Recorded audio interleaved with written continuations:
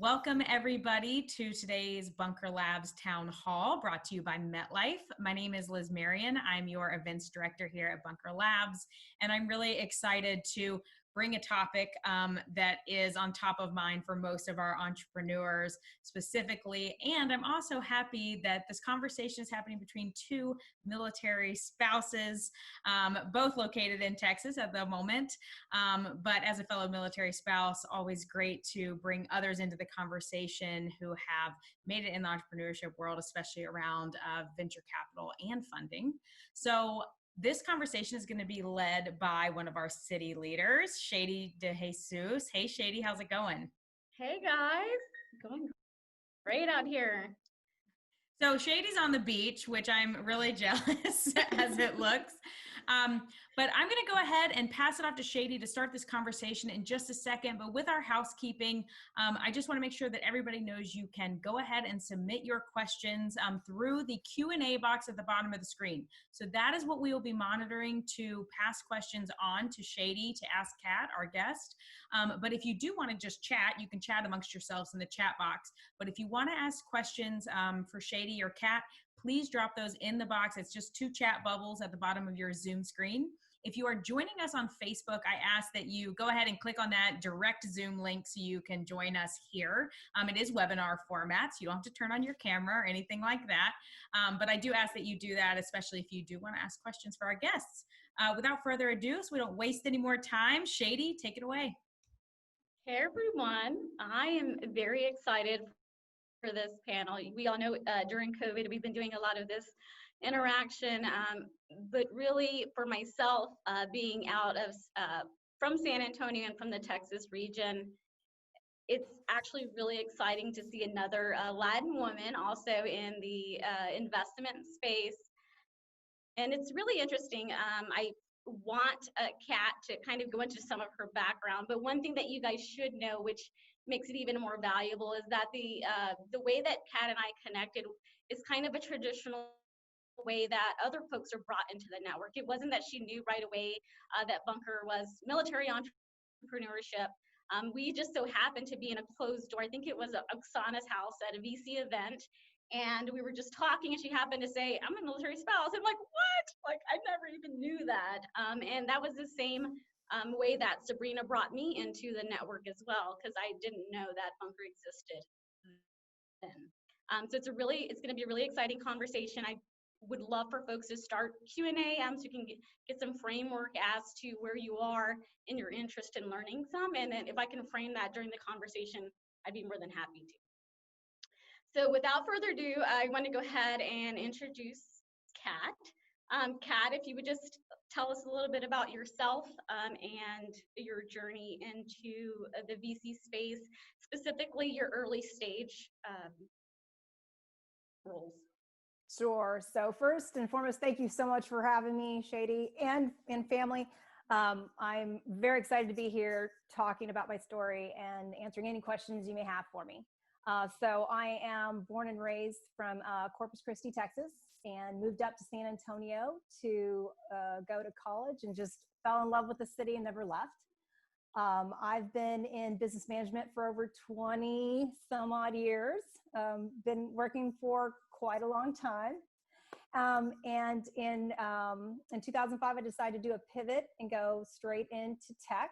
So went from business management to tech, started doing M&A for a publicly traded company, got really good at assessing startups at an early stage, and then decided to go out on my own, partner really well with a fellow coworker, and start Active Capital so we could not only invest, but also support early stage seed stage SaaS technology companies.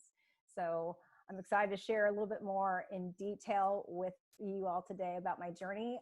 But again, excited to be here. And yes, we rarely talk about, the personal side of business, but in 2008, I met a person, amazing man, great in the military, came out, was doing IT. We had such a shared common knowledge of tech, and quickly grew into relationships. So I am a military spouse, and married my Marine in 2011. So That is my story in a nutshell, and can't wait to tell you more details about it. It's really exciting. So one thing that I had let Kat know is that almost right around the same time. So I'm being from San Antonio. The northeast side is a place where Rackspace. So if you're familiar, am I allowed to say that? Kat was at Oh, yeah. Rackspace. That's where she built her IT career. And they actually acquired the property next to my high school. And so it was run down. I think we caused it to get run down, but who knows? But at that point, they were developing that. And so a lot of my early entrepreneur interest was kind of stemmed from a lot of watching Rackspace grow from Trinity, from three folks, and Graham and everyone. And so it's very interesting to see kind of how that developed in the ecosystem, even for yourself, because you've been in San Antonio for a while, and like that landscape is changing, right? Mm-hmm. Yes. When I decided to do a career pivot into tech, there was only one place to go for technology here in San Antonio, and it was Rackspace. The beautiful thing about Rackspace is you could take on so many different types of roles. I was in a customer service role when I first entered. Then I moved quickly to the tech side of the house. And then for almost 5 years, I ran crisis management for a publicly traded company. And as you can imagine, there's so much involved of working with leadership, working with the tech, and working with the customer that you just start to really get great insight onto so many different ways of doing business. And then what Rackspace has done for the city of San Antonio. And when you leave Rackspace, you take so much with you beyond just the years of work. You take the network, the friendship, the culture. And then when you go on and do the next thing, you just add to it, and you just have an amazing foundation that really solidifies who you are because of where you come from. And the beautiful thing with Rackspace is they are very veteran friendly. I mean, every group that they design, that there's innovation, but there's also the discipline, there's the maintenance. It's there's so many things that really favored our ability to really staff up our workforce with veterans. And working crisis management, I can't imagine having anybody but those that have done this type of critical work, in the field before. And I have great memories of working side by side with former vets that came out and then went straight into IT to work on more disciplines. And I think that's what the really exciting thing about a lot of our companies is you see the programming, even between bunker or the military itself lends its opportunity to experts in all areas, right? So whether it's tech, that could be cybersecurity, or what I've seen a lot too, just in the private world, is there's a lot of cultural things when you move to different countries. There's certain technology or products, CPG, that you bring back to the US that could excel well. And what I've noticed is obviously Austin really champions a lot of those different investment approaches. And so today, something that Kat has very valuable for herself is that not only is Active Capital have a strict investment thesis, but she also does angel investing. And so that's one thing that I did want to kind of bring to the forefront is for folks, some are just exploring the investment lane and some know exactly what they want. But if you could fill us in on kind of what Active Capital looks like when you're trying to raise, and then from an angel side, what that looks like. So from a raising perspective, I think the work that the founders do and entrepreneurship do is we have to fundraise just like they do. So we know what it's like going in and getting those no's, getting those maybes, and really having to sell ourselves. But our selling is we've got to make sure we're very crystal clear on, as you mentioned, our investment thesis. We've got to tell them exactly we're going, we're doubling down, we're going all in on a certain set of criteria. Now, with us only investing in SaaS technology, now SaaS is also becoming more and more broad. There is technology in every vertical that you can get into. So that allows us a little bit more bandwidth to take a look at new investments that maybe 3-5 years ago we wouldn't be taking a look at. But today, because there is a SaaS piece, or because there is some sort of AI component in there, we can actually stretch that thesis a little bit more to cover. But either way, the disciplines have to be there, and then our explanation for investment definitely has to be there. Angel investing, and I think that's why you'll see me on both sides of the investing spectrum, is angel investing is different because it's personal, and each angel investor invests differently. And I think that gives these entrepreneurs greater odds at solidifying and capturing some of that capital. Some angels invest solely into certain technology, some off of personal experience, some out of just sheer likability for the founding team. They believe they're going to do it and that this is the right team. So I feel like, the VC, where we're very, very structured on the angel side, which I happen to be a part of, three different angel groups, just because I love being able to talk to founders and tell them all the extra opportunities that they have for investment, depending on what their vision is, what their mission is, and what stage they're in. And you'd be surprised to find out we're finding more and more companies bootstrapping it and waiting a little bit longer to have everything. And we love founders that are capital efficient. Some need to get going right off the bat with capital, but there's so many different stories for these founders and where they're at and how they got to where they are and what their support looks like that they need. And I think that's what makes the conversation easier for me to say, okay, you're not ready for VC. Yes, you're not. You need an angel to help you get a little bit further along, or you know what, don't even worry about it. If you can go a few more months and really, push those numbers, I think it's time to sit down and talk to us. So it allows me to have different types of conversations depending on what the founder is bringing. And I think it's a really valuable, like for me, that's kind of my interest in this particular field. So I know everything from microfinance, right? Your first 1,000, whether it's from a CDFI, which is Community Development Finance Institution, all the way through the venture capital scope, right? So a lot of times when folks go out, they might strictly just hear VC, or they might not even know, what those inner working relationships are between like angels and also some of our banks.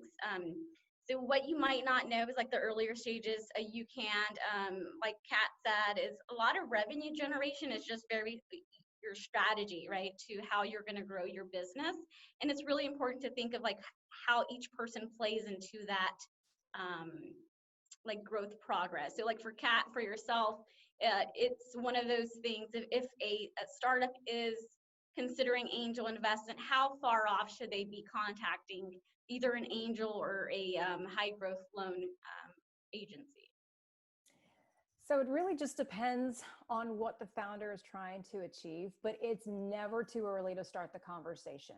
And I have seen where I've talked to a founder, it was a good idea, it's a great idea, and all they needed was a little bit of encouragement and the guarantee of just keep checking in with me. I want to track your progress. And some people might think, oh, that's a way of blowing me off. No, I want to see if you're gonna actually remember to send those updates, if you're gonna keep me plugged in, if they're very serious about this. I should be hearing from you in 6 months. I should be seeing you in a year, and all the things you've achieved.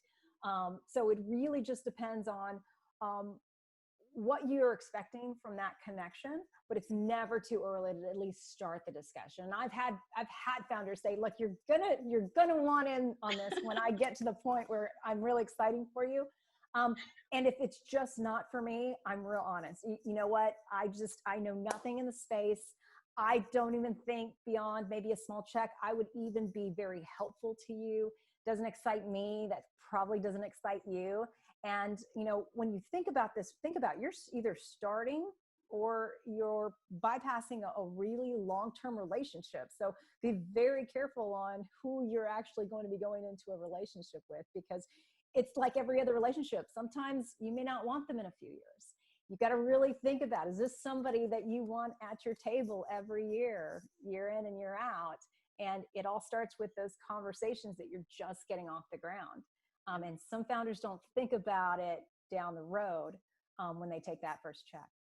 And I think I just heard this morning was a statement. This one said, your investor is the employee that you can't fire, right?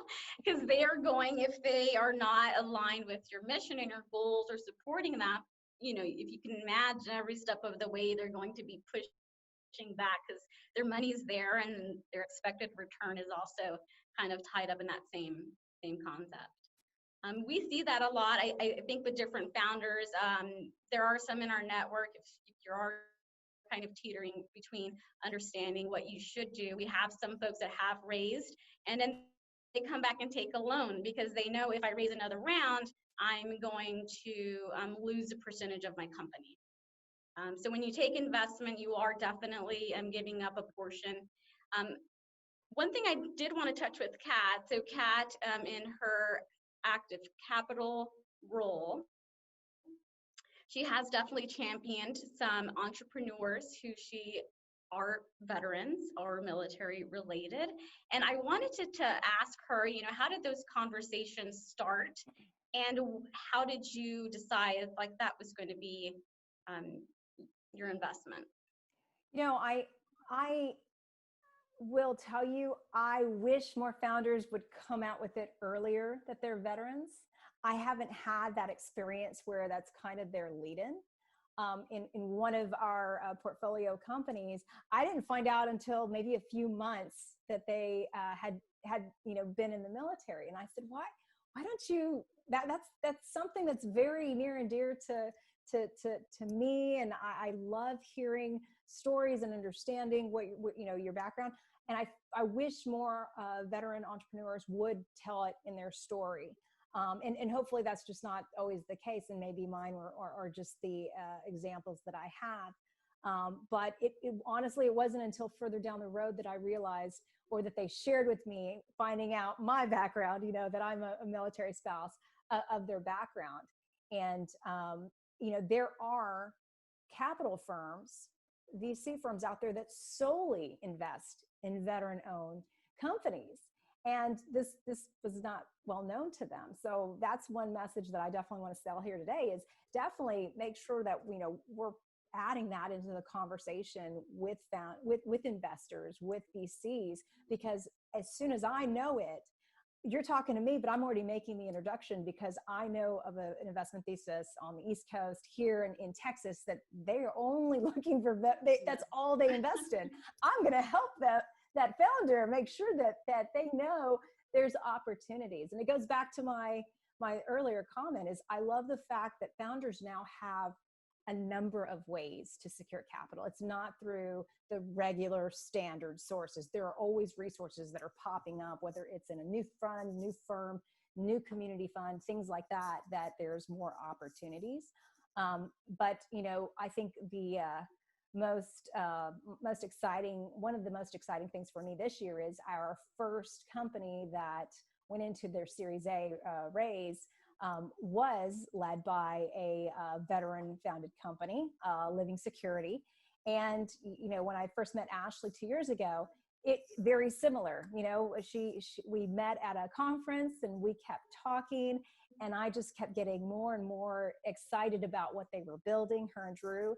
And, she just presented all the qualities that we like to see in the CEO, very, very assertive, very, very determined, focused, and, in a space that, we were just getting into.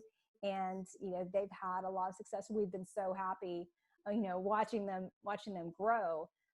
And again, in the same situation, I didn't realize until Shady brought it up that they're actually part of the Bunker Lab community. And I'd love to see and hear about more of those stories that, start from that conversation. And here we are, 2.5, 3 years later, and they've just done amazing work. And it's been so good to be part of their journey. Yeah.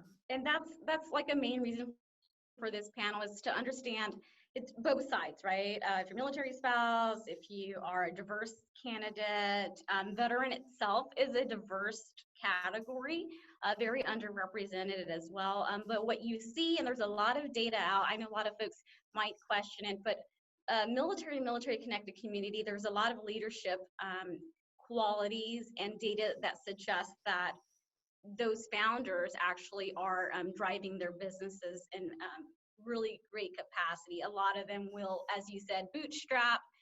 They're very solid in the numbers that they present when they get to an angel, just because they have that added perspective of really wanting to make things right before they bring it to somebody else. So definitely don't let your veteran or military connected status shy you away from some of the engagement in these networks, especially for pre-seed. What we're seeing a lot this year, especially in 2020, you want to search by stage. You want to search by some of your thesis and the different verticals. The best thing, if you can find an angel, and they'll literally will know probably both ends where folks are coming in, that either from their accelerators or pre-seed, or from the top end is where they funnel out into the VC area. So anything from loans to investments. So I just want to, do you want to take some questions, Kat? Sure. Is there some things? Let's take a couple of questions. So someone asked, what are some of the biggest mistakes you see when presenting to investors, when entrepreneurs are presenting to investors? The biggest mistake I find is the founder hasn't really fully thought out what they're going to do with the investment. And if it's not really clear what they're going to use it towards and what it's going to return for the company, it's kind of hard to get past it. And I don't want to see like 20,000 going here and I just want to know, what's that going to do for the company, and how is that going to get you to the next level? And just because you can raise $1 million, should you? Because you're putting a lot on your back, you're taking in a lot. And, I think that's the other thing, is sometimes we get really excited because there's such a demand, or there's such a great take rate, that we're not being really clear about how we're going to use it. And once you take that money, you're on the clock. You owe updates, you owe progress. And I will pressure test really where you should be, and make sure that those answers are as confident as they can be as to how they're going to utilize. Because if we're really not sure, I don't think it's the right time to be, cutting checks at that point.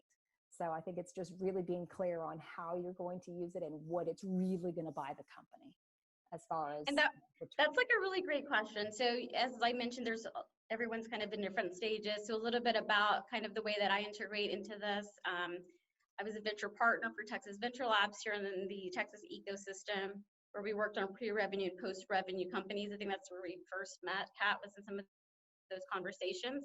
Yeah. And what we really see, folks are working and they know their domain very well. That's why when you approach an investor, we're relying on your domain expertise and you knowing where you need to go in order for them to make like this investment decision. So if there is a lot of due diligence that the firms are doing. So if you're actually considering investment, it's really great to kind of go through that due diligence process before you meet with an investor, so you can understand the mindset around some of the feedback that you might get. If you feel like your metrics aren't there and they might question it, the odds are is that they probably will see a hole there, because you won't be as confident, or you won't be able to deep dive into how is this capital going to work. It's marketing dollars. If I give you $100,000, what is that return on customers? And so for yourself, in the what we see in some of the entrepreneurs is that they are strong in certain categories and they might need to supplement that with the founder. How are you addressing when you see a team or a founder presenting their business? What qualities are you looking for in order to understand if they will be able to build out either the team or the company if you give them an investment? So great question, Shady. And I will say, more times than not, one of the main reasons startups don't succeed is because of founder fallout. The founders just can't get along. So when we're in the room and they're pitching, I am watching them very carefully. I want to know the backstory of how they met. I want to know what we do as far as a group. What are our strengths? How do we complement each other? How does this work? Because there are so many ups and downs to a business. And I really need to understand the fabric that holds them together, and if this is actually the team that's going to succeed. And more times than not, the team is missing a technical founder, or the team is missing some sort of expertise that's going to make this work. And I think that's where some investors may give pause, because you kind of know, and when you see a really good recipe, but you also, if it's glaringly obvious, you've got to dig into that more. And again, especially early stage, you're really betting on the team, and you just got to have that gut that this is going to be the team that takes off. So I do a tremendous amount of background on the actual team. And the good thing is we do a lot of founder references. So and you might say, well, references, how good? You'd be surprised what people say when they know there's an investment involved, when they know that we want to develop, and this is what I tell, any founder references, I want to help the CEO, I want to help this founder become a CEO. We want to make sure that this is the group that takes it to that's going to be here. What do we need to help them with? And you'd be very surprised at the candid feedback we get on, well, they don't know how to hire very well. You might need to help them when they look at marketing is a big weakness for somebody that's very technical. By chance, we get a lot of feedback when we're doing references, and I highly recommend any investors that are just getting into this biz, those founder references, you uncover a lot, but also now and now when you go into this, you know how to better guide this team, because certain things are probably not in their wheelhouse, and certain things they can come out and say, yeah, I don't do this very well, I do need some help. But I spend a lot of time on really just understanding the team makeup. And for some folks, they might be considering, we have Renee here, he's looking to join an accelerator. Can you share more insight on any vet-focused accelerators that are available?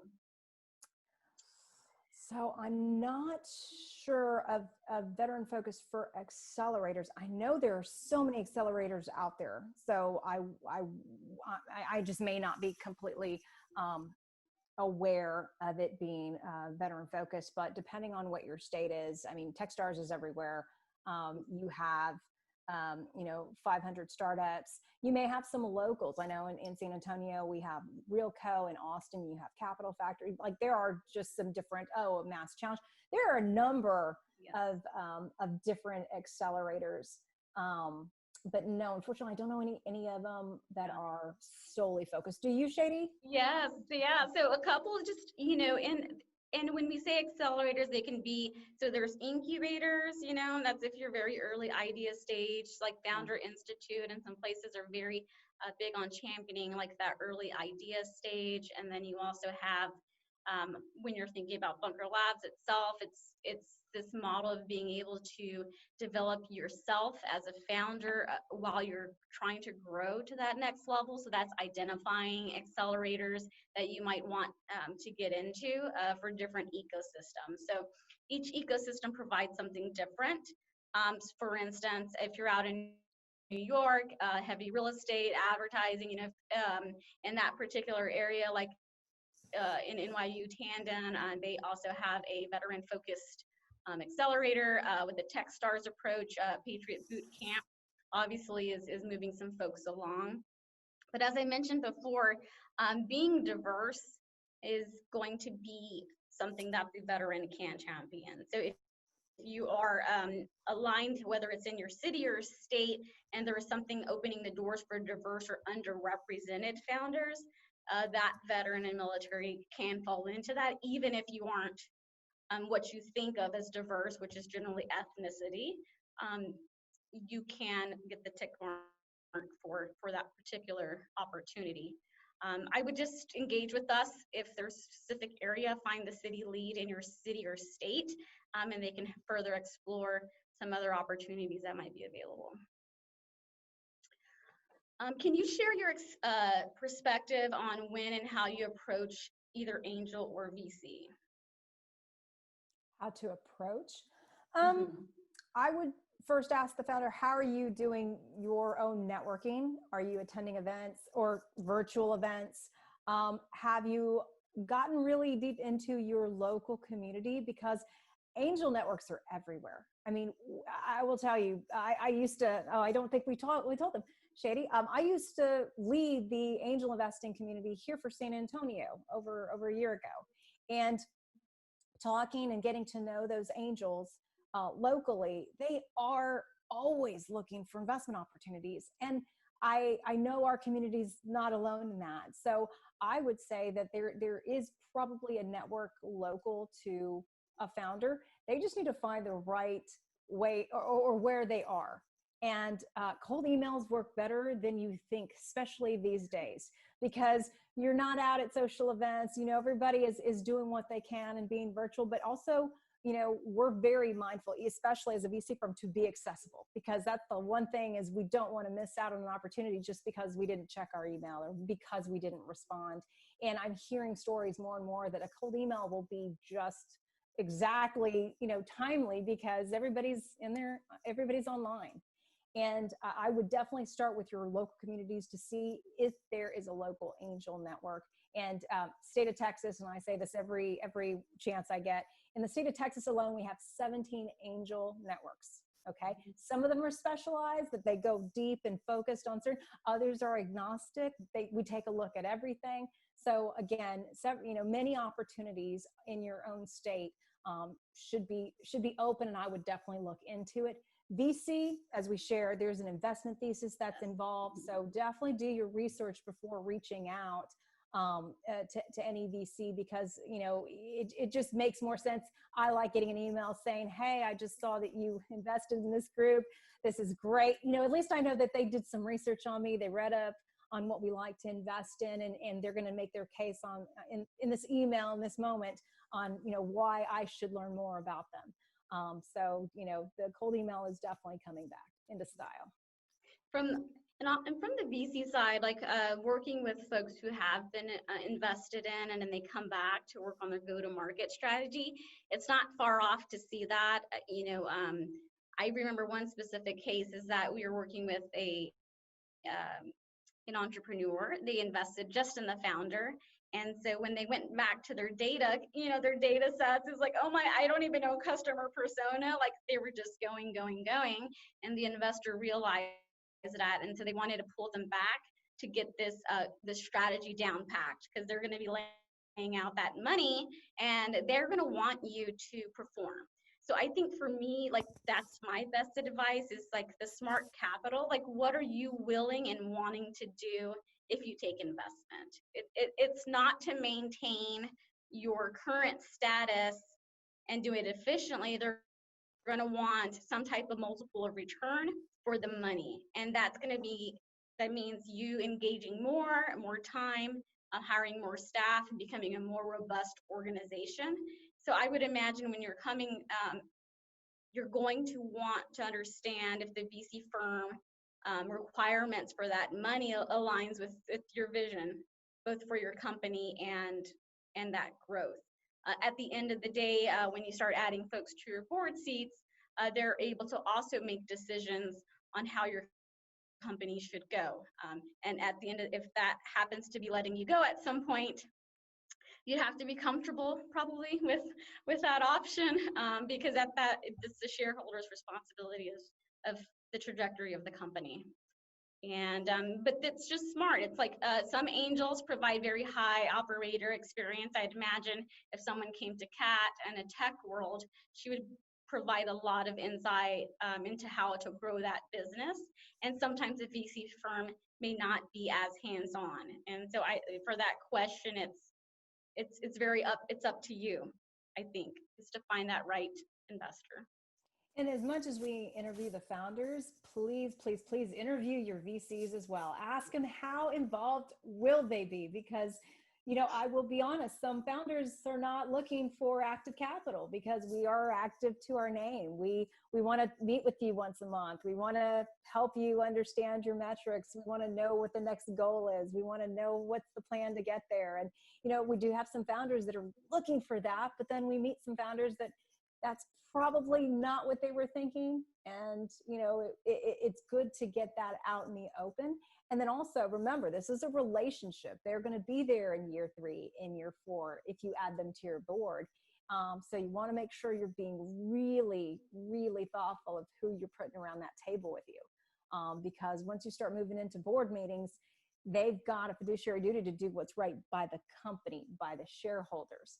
And it's very much a business at that point. I mean, it needs to be something that's always in the back of the mind of the founder of how you're going to build this business. And it starts with that first, capital in. Okay. We have a question. So how do we get more women funded on a national and a global scale? Okay. On a national and a global scale? Mm-hmm. Okay. So I will say I'm going to share, and you were just sharing, that for Texas locally, we just launched an angel network here in Texas called Beam, and we only invest in women-led startups. That is something that has been near and dear to my heart. That's something that I think that every state should look into, because we want to be able to help support and encourage the women in our state to continue to thrive, to build their dreams, and help be able to get resources from us. There are also VC firms that are only focused on investing in women-led companies. We have a few here in the state of Texas. We have a few on the East Coast and the West Coast. There is a global chapter called the Global Women in VC. I don't know, Shadi, if you're part of it, but I mean, it's very active. We are starting to put more emphasis on going back to our startups and making sure that they're doing what they can with their hiring. We're going back to the angel groups to make sure that we're doing what we can and looking at how we're selecting those investment candidates and doing better. But it takes all of us, right? Everybody that's currently in the VC firms, in the angel networks, to continue to voice and be what women founders need to see in these seats to come out. I will tell you, in VC, in my 3 years, I have not met enough women asking for capital, and I need to change that. So, and angel networking and angel investing, I have seen better numbers. Still not happy with it, but in VC, you're right. There needs to be a better, bigger effort to help be accessible, be available, figure out what we're doing wrong. Are we unapproachable? Like how do we need to, constantly improve ourselves on making sure that we're doing everything we can to be available to women founders that are looking for capital, that are looking for support.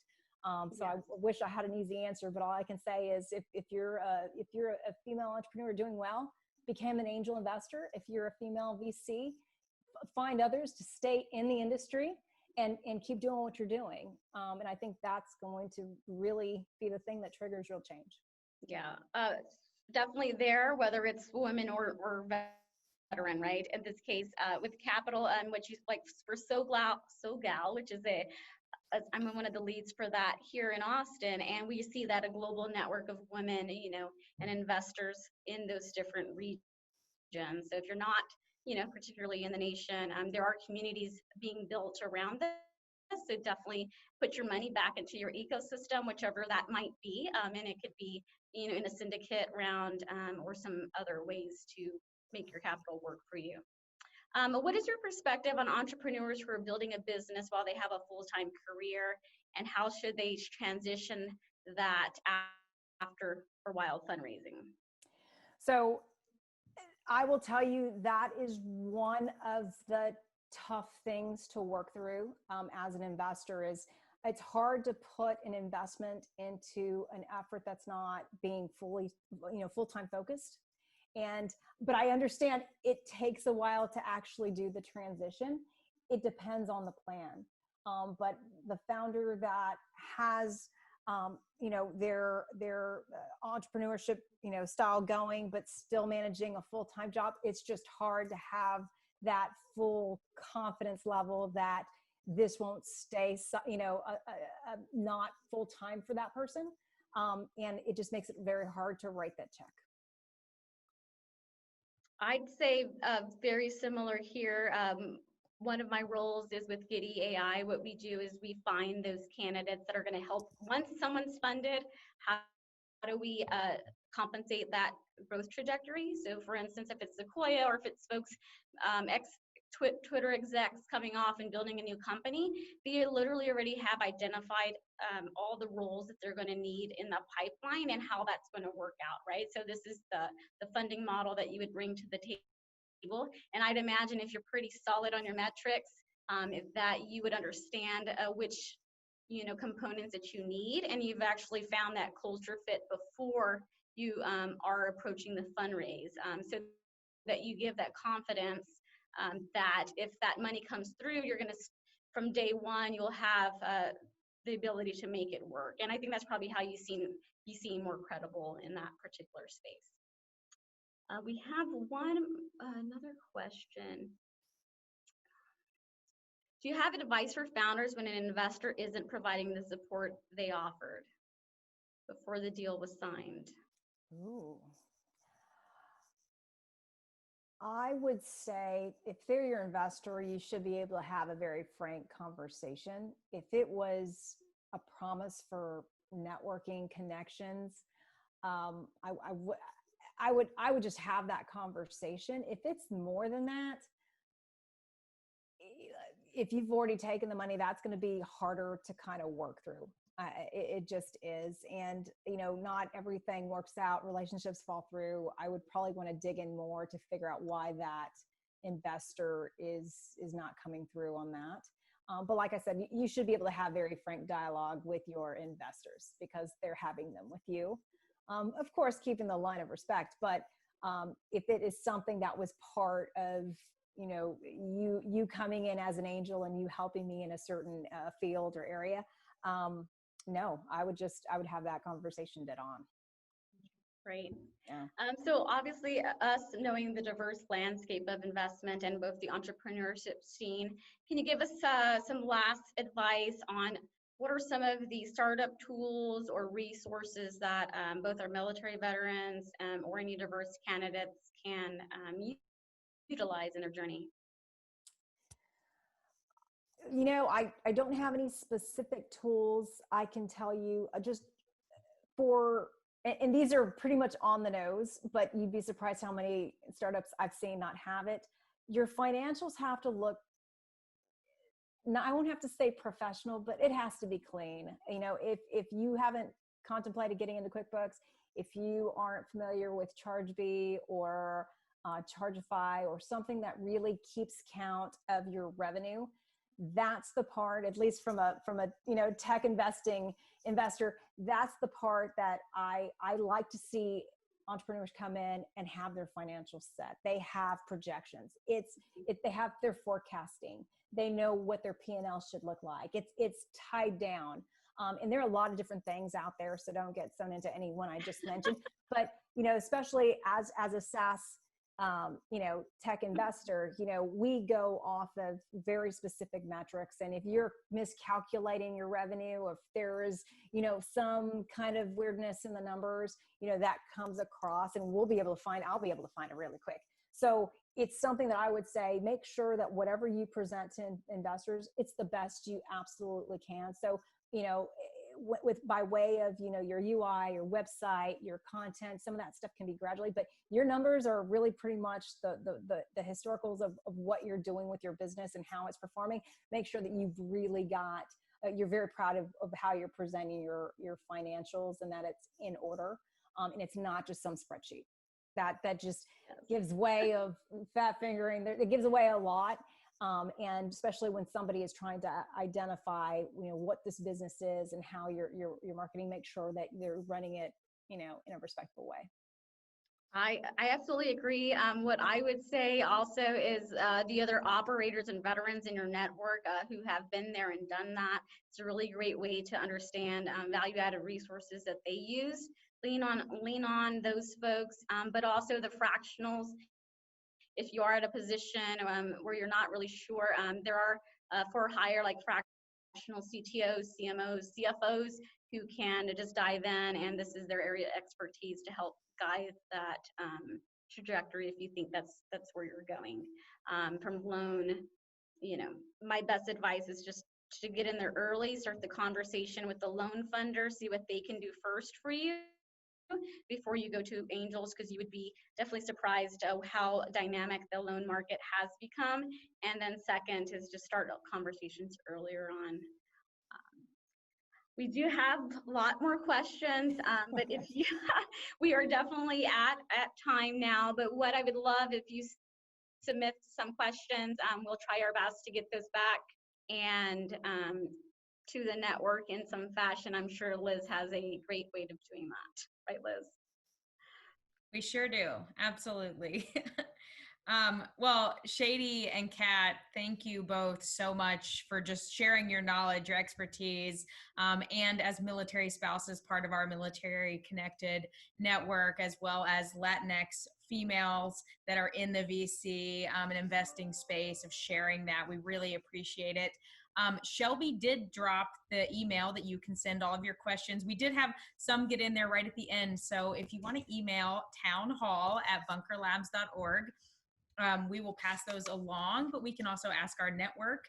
And also, Shelby is putting bunkeronline.org, which is our online platform. We encourage you. There is a VC funding group in there to answer all your questions, and our staff are in there finding resources and answering those questions for you as well. And then just a reminder, I did drop a survey link. We would love to hear from you for future topics, and how we did today and how you enjoyed our session. Kat, Shady, thank you so much for this awesome town hall. Everyone will be able to find this recording that will be up on YouTube within the next week. Thanks so much.